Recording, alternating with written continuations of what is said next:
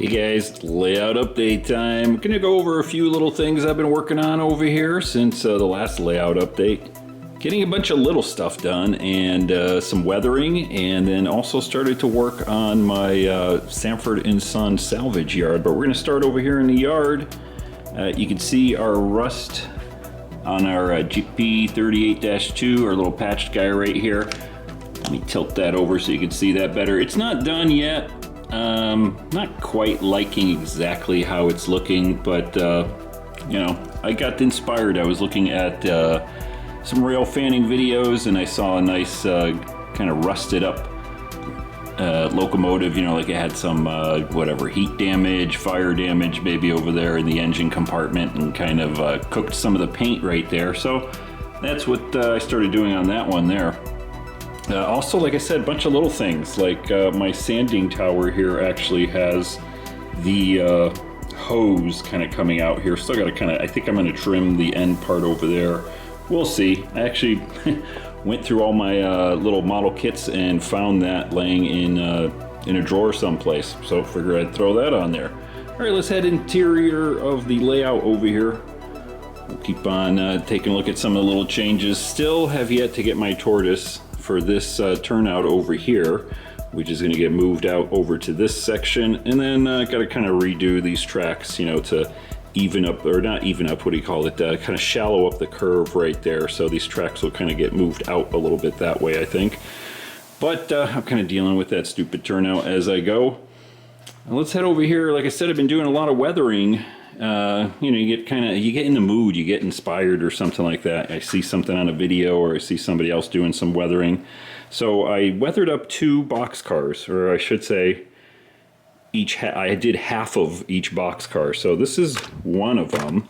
Now this guy already had the graffiti and stuff like that on there. But what I ended up doing was just giving it a kind of a dirty wash to help some of the smaller details pop out. And then touched up the sides with a little bit of powders, also some kind of rust colored powders. You can kind of see a little bit right up there. And along the doors there, you can see it gives it a little bit of color variation right there. And so that's kind of what that one looks like. And like I said, I only did half of the car. So here's the unweathered, or I should say partially weathered part of the car. So that one I didn't touch up in this kind of pass with the weathering powders or anything. This is basically what the other side looked like.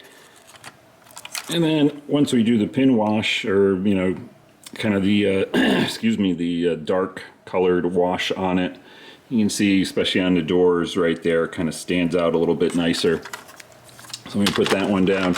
And then I came over here. You might have seen this one in the last operations video. Let me bring him out here in some better light. This is another car that I started to weather up a little bit, and again just doing a dark wash. So basically some isopropyl alcohol, a little bit of black and brown Tamiya paint, very thin, and just pretty much washed the top of it. You can see where it kind of pools up here and there in little spots like that, but that's okay. And yeah, helps pop this thing out again. And then kind of did a little bit of scratching on the side right there. Again, that's with just some powders and a little bit of paint here and there. I took some gray paint. Gray paint on a blue car tends to kind of make it stick out. So I basically just, let me see if I can zoom in on this without getting it out of focus. But it sort of tends to pop, makes it look like it's the you know, bare metal, and then you go over it with a little bit of a rust colored either wash or paint. And to show you what the other side looked like, this one just had minimum weathering beforehand. This is what the other side looked like to start out with. So I did a little bit of airbrushing on here previously. You can see kind of the toned down panels right there. So this is what the car looked like before, at least the other side. And then with a little bit more weathering powders, like I said, and just touching up, making some little rust spots here and there around the handles and things like that. Looking pretty good. So I'll get those in place.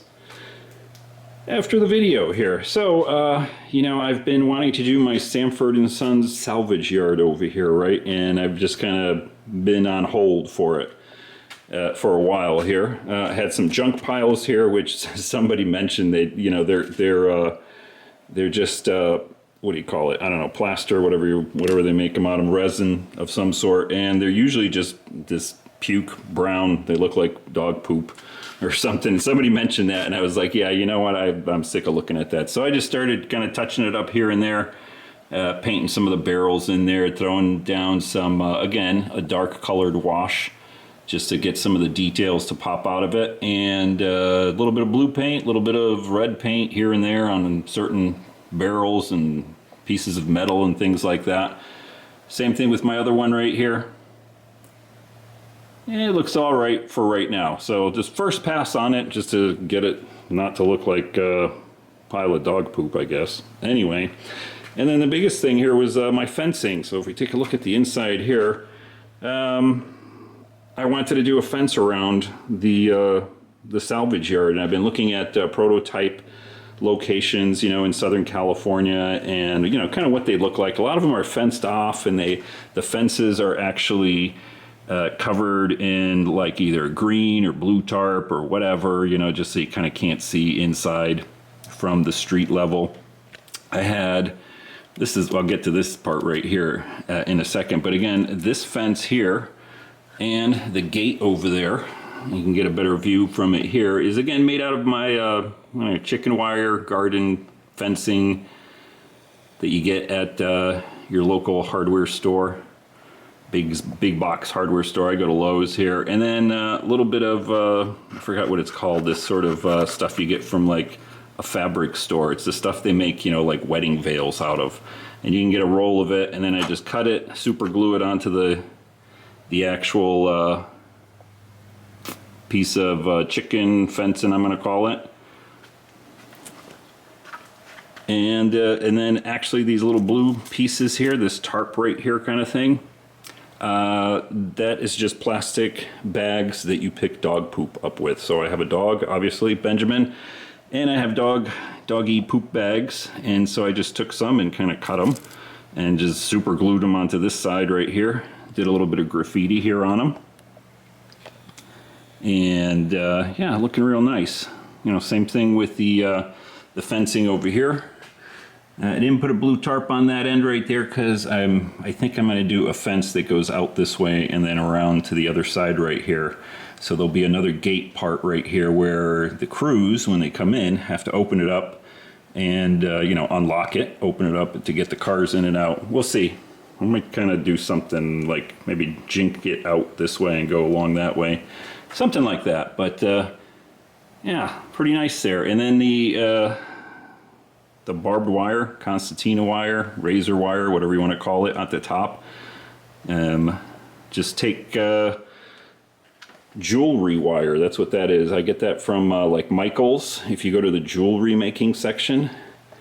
Let me see if I can give you a close-up of it, but what it looks like, it's kind of twisted wire. There we go, that's about as good as I'm going to get it. It's twisted wire, so you just take it and it comes in a little spool, wrap it around a pencil or a paintbrush like that to get it coiled up, and then super glue it onto the top right here after you kind of pull it apart a little bit. Now this little fence part right here, I kind of got inspired, and if I can swing you over here, as you know, I've got these bamboo skewers right here, just lying around, kind of being lumber at the plywood and lumber yard over in Huntington Beach right here. And I figured, you know, I can probably do something with this. So that's basically what I did. I took these things, just kind of measured out roughly an inch, chopped them at, you know, 1 inch lengths, and then just glued them. Super glued them along a couple other pieces and a few more pieces on the back side here that are like these longer pieces. These pieces here are actually longer, so that's what sticks into the ground. And then again, put a little paint on there, some washes, some graffiti, and my dog poopy bags, because that's kind of what the junkyard's all about. Crap, right?